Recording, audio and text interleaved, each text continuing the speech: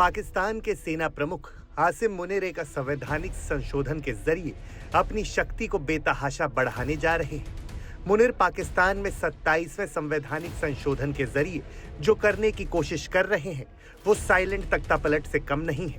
ये संशोधन न केवल उन्हें आजीवन रैंक, विशेष अधिकार और कानूनी कार्रवाई से छूट देगा, बल्कि उन्हें तीनों सेनाओं का सर्वोच्च कमांडर भी बना देगा। संशोधन परमाणु संपत्तियों पर उन्हें कंट्रोल देगा और सरकार तथा न्यायपालिका समेत सभी अन्य संस्था उनकी शक्ति के आगे छोटे पड़ जाएंगे। पाकिस्तान में आसिम मुनीर राष्ट्रपति और प्रधानमंत्री से भी ज्यादा ताकतवर होने जा रहे हैं। उन्हें तीनों सेनाओं का चीफ ऑफ डिफेंस फोर्सेस बनाया जा रहा है।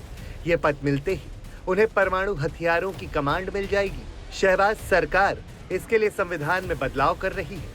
इससे जुड़ा बिल संसद के दोनों सदनों, सीनेट और नेशनल असेंबली में पेश भी हुआ। इस पर वोटिंग भी हुई। इसे 27वां संविधान संशोधन कहा जा रहा है।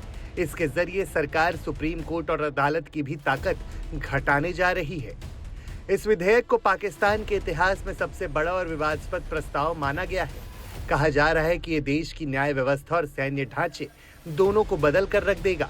संशोधन के तहत होगा नेशनल स्ट्रेटेजिक कमांड का गठन, परमाणु हथियारों की करेगा निगरानी, प्रधानमंत्री चुनेगा एनएससी का कमांडर, सेना प्रमुख की सिफारिश पर होगी नियुक्ति, आर्मी के अफसर को दिया जाएगा पद, सेना के हाथ में चला जाएगा परमाणु हथियारों का नियंत्रण।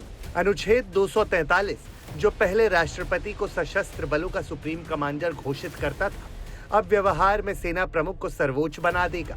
नए प्रावधान के तहत चीफ ऑफ डिफेंस फोर्सेस नाम से एक नया पद बनाया जा रहा है।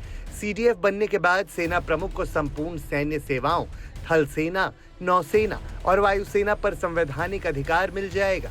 इससे सेना प्रमुख का पद पहली बार संविधान में स्थायी रूप से सर्वोच्च सैन्य शक्ति के रूप में दर्ज हो जाएगा। इसके अलावा न्यायपालिका में बढ़ेगा सरकार का दखल। सरकार तय करेगी जज कौन सा केस सुनेगा। राष्ट्रपति कर सकेंगे जजों का ट्रांसफर। 1 साल सुनवाई नहीं हुई तो खत्म हो जाएगा केस। राष्ट्रपति पर पद से हटने के बाद भी नहीं चलेगा मुकदमा। राज्यों को मिलने वाली फंडिंग में भी बड़ा बदलाव होगा। तो पाकिस्तान की शहबाज सरकार आसिम मुनीर के हाथ में सारी कमान देने वाली है। पाकिस्तान की आवाम को 50 साल पुराना जनरल जिया का दौर याद आ रहा है। बड़ा सवाल यही है कि कहीं 50 साल पहले वाली हालत न हो जाए।